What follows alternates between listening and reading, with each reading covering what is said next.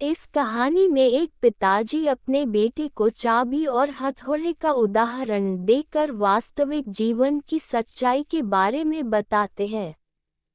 एक समय की बात है। शहर में श्यामलाल भाई की एक पुरानी ताले की दुकान थी। उनकी दुकान पर लोग ताला चाबी खरीदने के लिए आते थे और कई बार चाबी खो जाने पर लोग डुप्लीकेट चाबी बनवाने के लिए भी आते थे। श्यामलाल की दुकान में एक भारी हथौड़ा भी था जो कभी कभी ताले तोड़ने के लिए काम आता था। एक दिन श्यामलाल भाई का 8 साल का बेटा दुकान में था। वो अपने पापा को काम करते हुए ध्यान से देख रहा था। एक ग्राहक डुप्लीकेट चाबी बनवाने के लिए आया। श्यामलाल ने उस ग्राहक को डुप्लीकेट चाबी बनाकर दे दी। थोड़ी देर के बाद एक दूसरा ग्राहक आया और उस ग्राहक का ताला खोलने के लिए श्यामलाल ने हथौड़े का इस्तेमाल किया।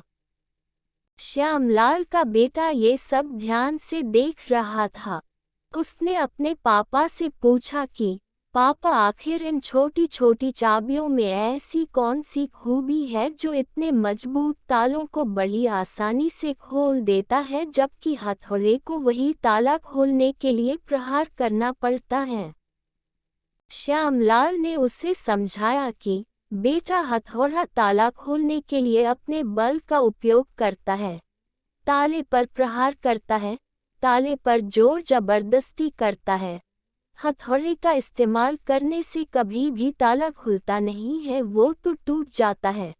जबकि जब हम ताले को चाबी से खोलते हैं तब हमें उस पर प्रहार करने की कोई ज़रूरत नहीं होती है।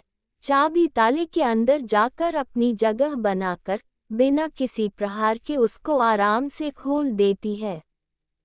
पिताजी ने अपने बेटे को ये भी समझाया कि हमारे वास्तविक जीवन में भी ऐसा ही होता है। अगर हम किसी भी इंसान को सचमुच जीतना चाहते हैं तो हमें उस व्यक्ति के हृदय में प्रेम पूर्वक चाबी की तरह उतरना पड़ता है।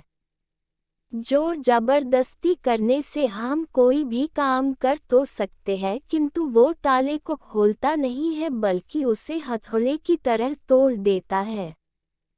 जब हम आसानी से चाबी की तरह काम पूरा कर सकते हैं तब हमें हथौड़े की तरह जोर जबरदस्ती नहीं करनी चाहिए।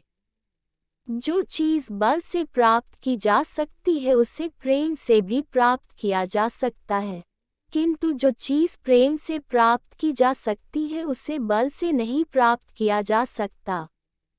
अगर आपको हमारी स्टोरी चाबी और हथौड़ा अच्छी लगी हो तो अपने दोस्तों के साथ भी शेयर कीजिए और कमेंट में ज़रूर बताइए कि कैसी लगी हमारी स्टोरी।